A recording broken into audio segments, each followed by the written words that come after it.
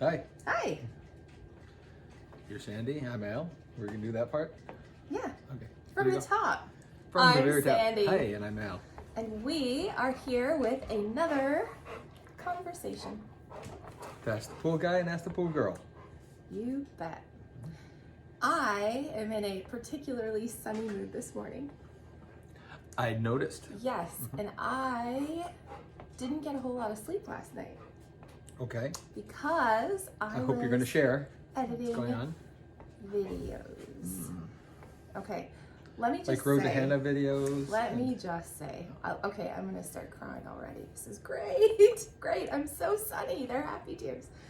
We work with some of the most amazing people ever, and the most amazing, not some of. Okay, most the amazing most people. amazing people ever. Our team is amazing, and for anybody who wonders what was up with my Facebook post from the other day, I was reflecting and being grateful about my people, the post basically, my people are our people.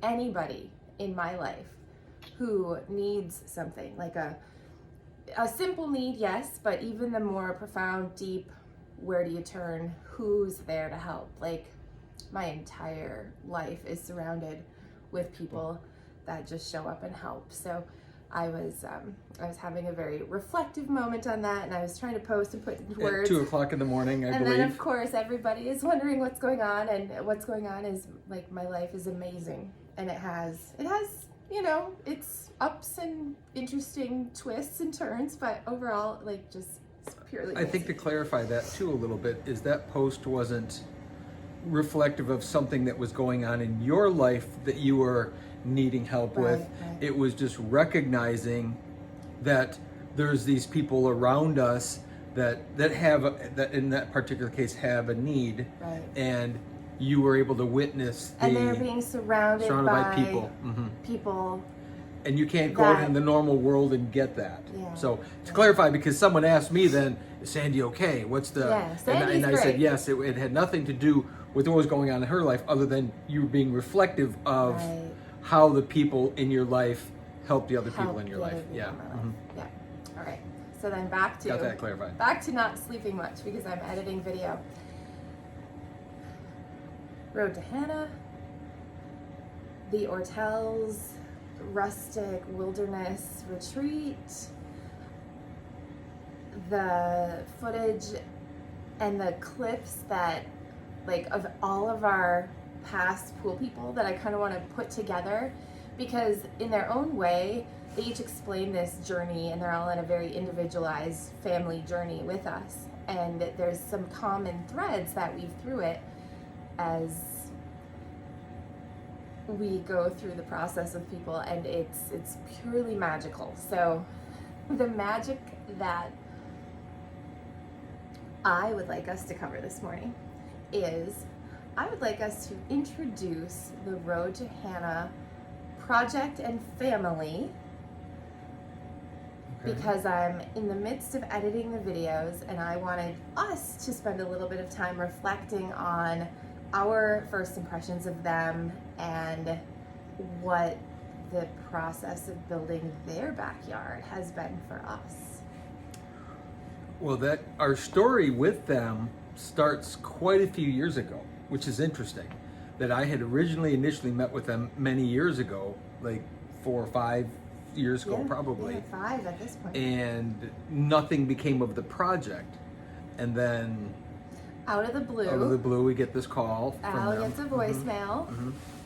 And we changed a lot in that 4 or 5 years. Our company span has changed tremendously between when you met with them the first time and then when you reached back out. So you got the voicemail and we're kind of like, okay, let's do what we do and let's start at the beginning. Yeah. So what I think interesting as I reflect back on that is I wasn't sure how it was going to go because our interaction with them was based on how we were before.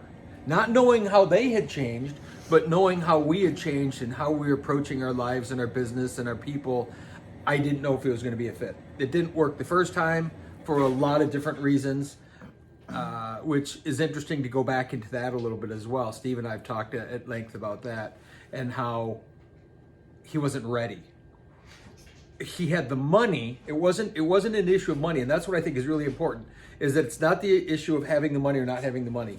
Is with our journey and this experience with us, you have to be ready for it. Right time. Yeah, it's not just because we have lots of people that call us that have enough money in the bank to do a project with us, and that ultimately that's the threshold, the bare minimum threshold to get in the door to have this conversation with us is money. Yeah. Because if we're clearly at different ends of the spectrum, then why go farther? So you cross that barrier, and then that's where we take the deep dive into people. Right. I am going to get a box of tissue because I feel the. Okay, well then we will. I'm gonna pause. We will pause this for a second. Up, up, up, up. Come in on the chair. Oh. Hi, Al. Hi. You snooze, you lose. I see this. Here's Bob. Bob, you or your sister knock the camera. There we go. There we go. Hey, Bob. All right. So, what should we talk about, Bob? You want to give Al a spot? Okay, go. Go, Bob. Good boy. Good boy. Good boy. Okay, we are back. Okay. I would, at this moment, just like to mention for our viewers at home who might be watching this, we are in our workshop. In our workspace. This is where a lot of magical things are being invented right now. Oops, I dropped that. Wasn't Okay, so I don't know if anybody can see what that is, but stay tuned. You'll see more of it. wasn't that interesting on Friday when someone fairly new to our sphere said he was kind of looking around and he said, Well, we were talking about taking something Maybe. really big down "Oh, to yes, put to it use." at a project. Right, and he recognized and he said, "This become how you pull things from here or something." Yeah, he you said mean something, you take things from here and put them on projects? and we said that's why we have them here. Yes. That's why we go out of our way to collect these things, because you can't just go find stuff like this overnight if you need it on a project. So we collect over that every day, all of our lives, to have things to be able to be used. And that's what's kind of fun about this collection of stuff too. You didn't hide his bone. I realized he wasn't bothering it before. Bob, Bob, no, that's very noisy. I'm gonna get his bone. This is clearly gonna be a very distracted day of. You could let them go frolic outside. Come on, let's go outside. Come on, Callie wishes you too.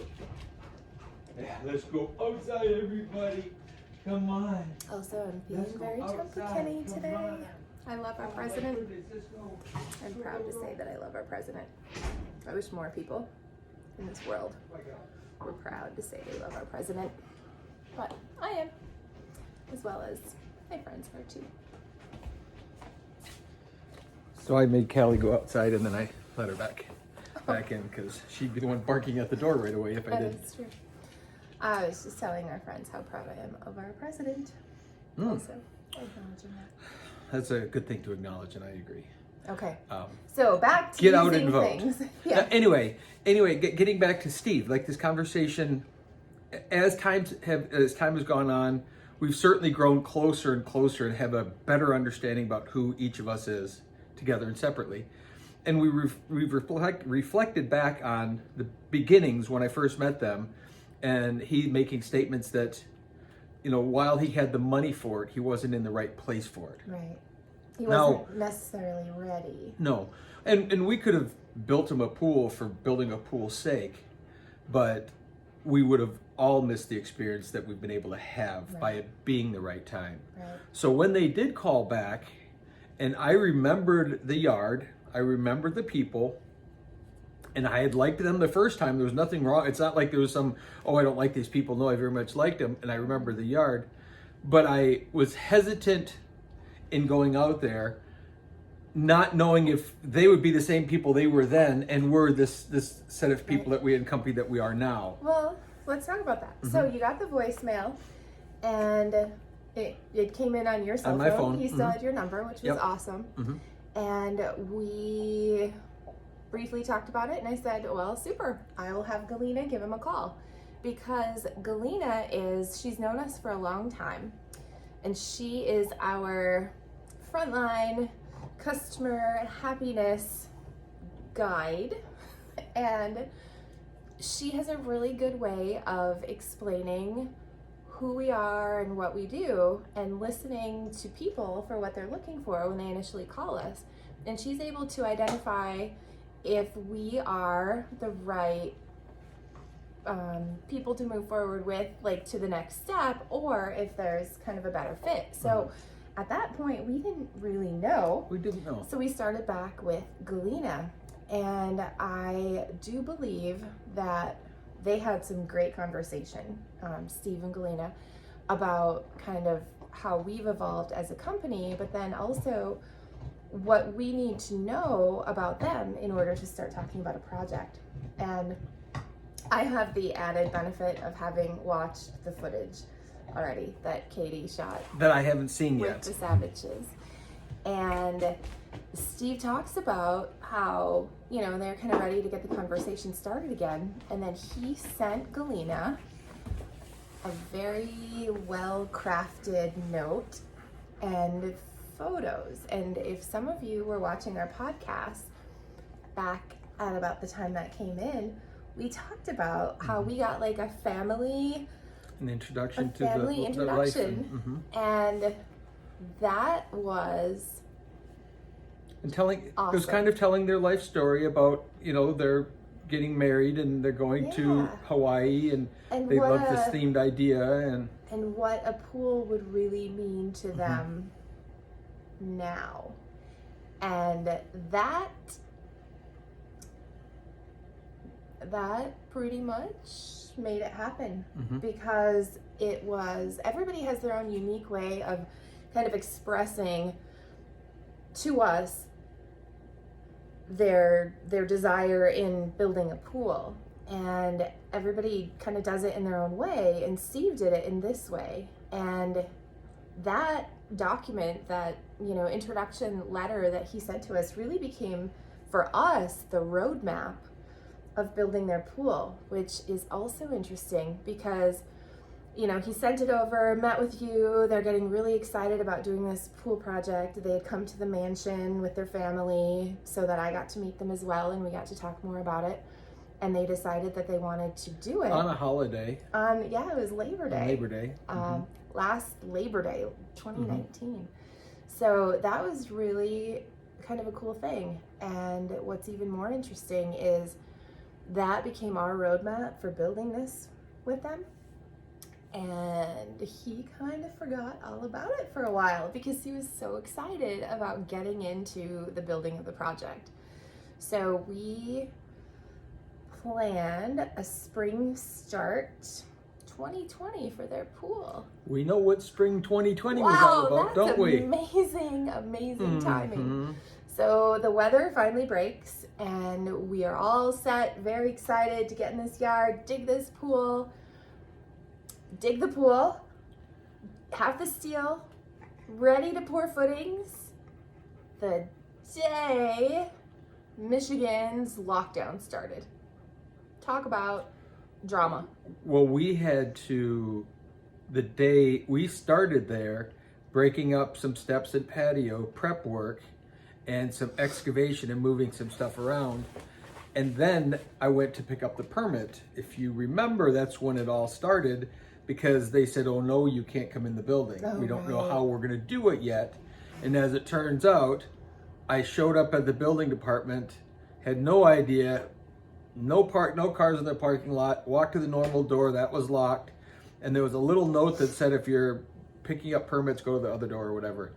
And I remember walking to the front door, opening up the first door, the second door was locked, and there was a box on the floor with our permit in it.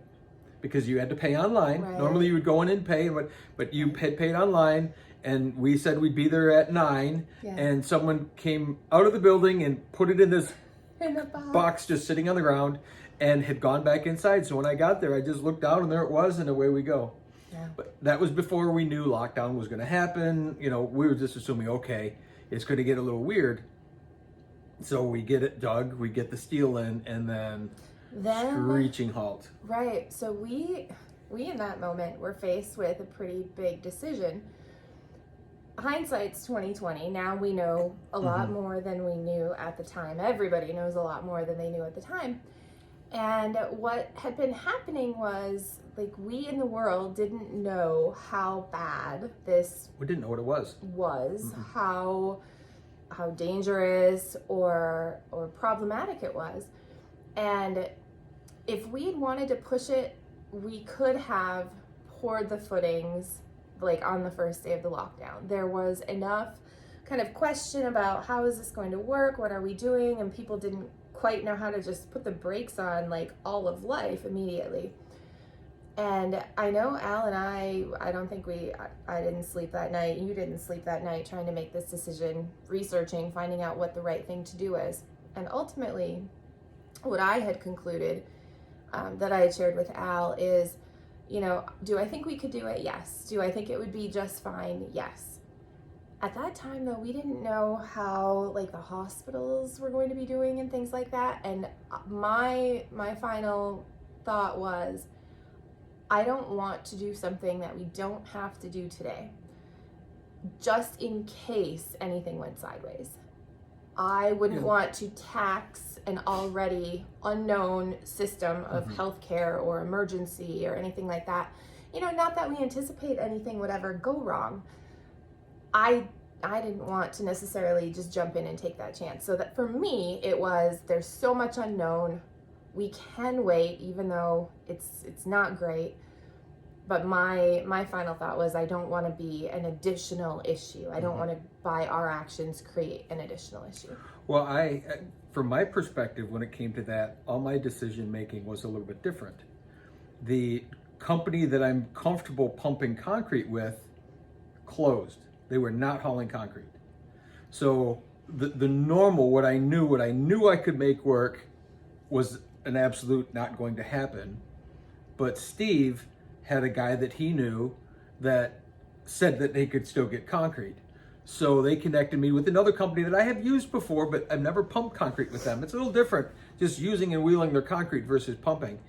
And they were convinced that they were going to keep hauling concrete as long as people made up letters and notes and stuff that it was mandatory, it was essential. We didn't know what all those terms even meant at the time. But what it ultimately came down to that morning was I called your father-in-law. Yes. Kid's grandfather. Ex-father-in-law. Right. But who works for the motor carrier division in Michigan here. And I had this conversation with him because, you know, not that that's not his department, but he's part of the police force and understanding some of that. He should know about And we went around and around because they didn't have any clear answers either. But his final words to me were, to be safe, you probably shouldn't do it. Because where he lives, there had been a construction site that there were certain essential things. Like if you had a home under construction, you were still able to get it enclosed. Get like it to you a couldn't point. To a point where it was safe, either that kids couldn't go in, but also that the investment was okay. Like get the roof on and get the walls up, or get the sides on. And he had a construction company near him that was working on something, and they ended up getting shut down. So he was using that story. And the neighbors were having a problem. Right, because there was so much question. If you especially live in a subdivision with neighbors that are close by, you know, the chance of them becoming overly concerned about something is pretty good. And the unknown of how the neighbors were to respond. In my case with this one, a few days before, as we were assembling the steel and getting it together, I know that some people drove up, parked at the end of the driveway, took a bunch of pictures of us and left. And you're going, okay, well, that's weird. But there's that nosy neighbor. All of a sudden, everybody's at home. Yeah. Everybody's peeking out of their, they're too afraid to come outside, and they're peeking out their windows. And here we appear to be frolicking up the road. Yeah. And so then there was that level of, we eventually get to leave there, but the homeowners got to live there forever. Right. Or as long as they live there.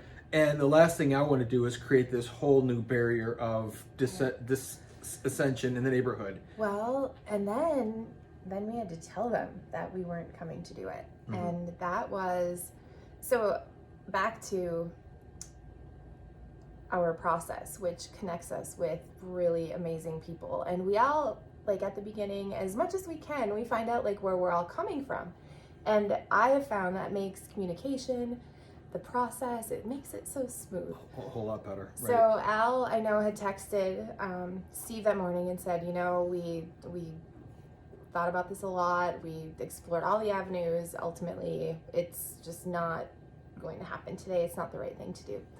And the response that we got back was disappointed, of course, but completely understand, and don't worry, because this will just be a legendary a part of the process. story. Mm-hmm. So, yeah, whereas in the past, the conversation could have gone very differently with past clients that would have jumped up and down, yelled and screamed and acted like a baby. And Steve was very gracious about it because we were in the right place together. Through this process, all of our people, whether they're on our team or we were working with them, like everybody in our sphere was so understanding. And I do know that we've talked with some other pool companies who don't approach business the way we do, and that had a very different necessarily response. The case. Mm-hmm. So we ended up having to kind of sit literally on an open hole at their house, which turned out to be a pretty cool thing because Al had excavated the pool, left big piles of dirt looking down at the hole. And during the time that we were not there putting footings in the ground or moving that dirt, the family, which was home a lot, was had playing plenty in the of time backyard. to play. They were home all the time. And they started sliding down that dirt hill, prompting the question, hey, there's not a slide in the plan. Could we add one? And the answer to that was yes. So that turned out to add to the experience rather than, take away from it. So that ended up being pretty cool. And then, of course, the whole, like, everybody's home from school and nothing is happening. And we were very much thinking about their project a lot. So I had sent some homework to the family. They went on a socially distanced excursion to check out one of our pools that was in progress, and they got to see a lot of the behind the scenes kind of construction, what it looks like process. And I sent some homework about identifying what materials are used in a pool and things like that, just to keep them interested. Also, it's a good learning moment for people who haven't seen the process before. And at one point we also requested some of their ideas about this pool, because at this point they have a giant crater in their backyard, and the family got quite into putting their each designs had to do their on own paper. drawings. And every single one of them had a slide, just saying. That was prior to there being a slide going in their pool. So that was cool. And during that process too, we were still doing our online question answering kind of as much as we could. And I know that the family really appreciated Mr. Al's video to them and the analysis of whether or not the pools they drew would be possible. So that was really fun. So then fast forward, we get back on the job. I need to stop you right there for one second. There's something that happened that I don't even know that I mentioned to you. When we first got started, we've talked a bunch at this point about Steve. Steve's wife is Sandra. Yes. And Sandra said to me, my family is your family. And I said, well, good, because my family is going to be your family as well, because my whole family shows up in our yard every day. We're one big family here. And it was just a cool moment because we had connected enough already at that point for her to understand that her kids were my kids and my kids were her kids. And then their 4 little kids have been out there the whole time having fun. And it's been really cool.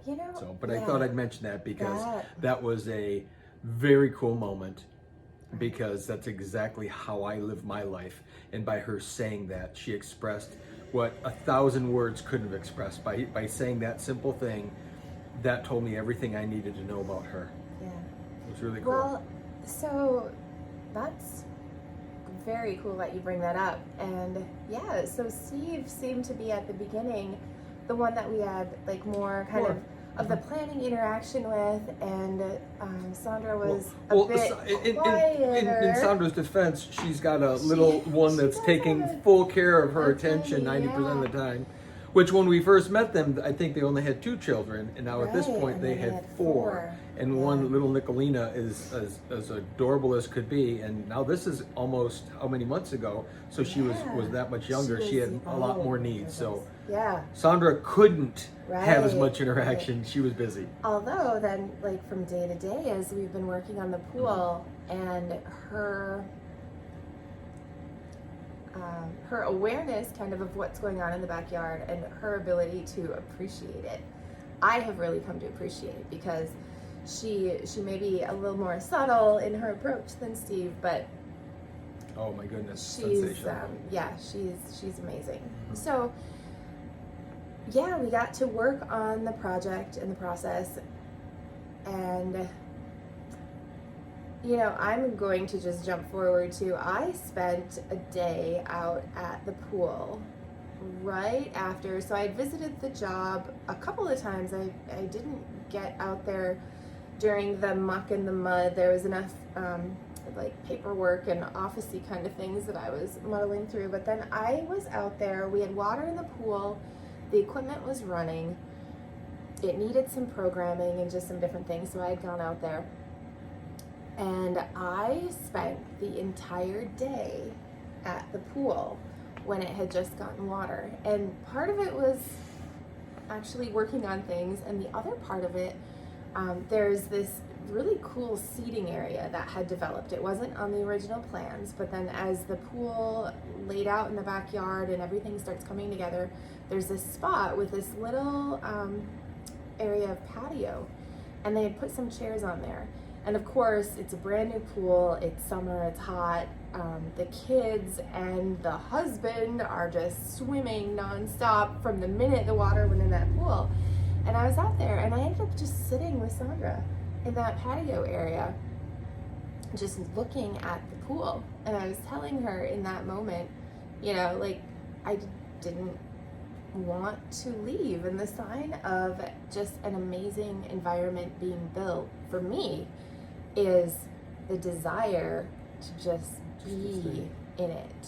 And I really, really enjoyed just that day. Well, for me, that's been magical all the way through. I do remember at one point saying that we have no idea when we're going to finish. Yeah. And, you know, the world's just turned upside down, and we couldn't get supplies, then we and we start couldn't having whatever, and things were. challenges.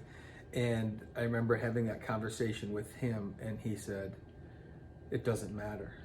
Yeah. You can be here as long as you need to be here. We're not going to worry about it. We're not going to anything." And that was a relief moment for me, because I know there's this anticipation. I shouldn't be that unaware of it, because as our process goes, people want us to stay there. They're not, for whatever reason, it's sort of the magic of this process, that they're not in a hurry just to have us gone so they can go do their pool stuff. Our lives sort of integrate right into their lives, and they are there and we're there, and it just all sort of works. And everybody that we work with is so awesome, yet we very much, especially this summer, our social posting of where we are and what we're doing, we did with very little fanfare. In the past, we would have likely talked bigger, about yes. it a lot more, but especially with the challenges this summer and with what happened in Michigan, and we, you know, for a while we're not supposed to work, and then we could go back to work, but then we had supply issues, and then we're trying to jam like everything we had to do all summer into a shorter window of time. We felt, I don't even know what the term would be, like we didn't necessarily want to share where we were and what we were doing, because we didn't want other people that we cared about very much to know that we weren't at theirs because we were at somebody else's. So we had to balance very much where we needed to be, where the team needed to be, and kind of what we needed to do to even, quite frankly, get through Just to make it through the summer. And while feeling very responsible still to make sure that everybody has the experience that they're able to have with us. Well, and what some people don't probably realize, because you're thinking about your own project, is from a company standpoint, when the lockdown happened, all of the work that would normally have been done through those months, not just the construction on their pools, but also all of the service related openings and you're taking care of now customers that you've had for 15 to 20 years, and all those things got all of a sudden crammed into this little box of time. And all the projects that were supposed to be finished in that early period didn't get done. So now we just back up and it piles up into this mass of, we've got to do this. We can't not help jump in and get the service issues taken care of, which pulls each of us at times, because we're all a part of that too in certain things we do. And these are special skills. You can't just throw anybody at it. And our team needs sleep, and they need time not to be working. So that was a really... So compound that one little piece farther as well, is Karen, who has been a key player of ours for how long as the lead artist on a job, was supposed to in January have the knee surgery, then it was or hip, and then it was February, then it was March, and then it was finally in April. And so we're into all this lockdown and things keep putting pushed back. Well, now Karen is in complete rehab. She's out of it for a month or more of this now squeezed most critical time to get our work done, which all of that had been pushed together, and plus now we don't have Karen, who has very special skills for a lot of those service type issues that we would take care of. And the training skills too, even if she doesn't physically have to do it, she's able to guide on the job. So that added another layer on top of that. It was a very interesting summer. It's been amazing. Here we are in the fall, and we made it, and our team made it mostly.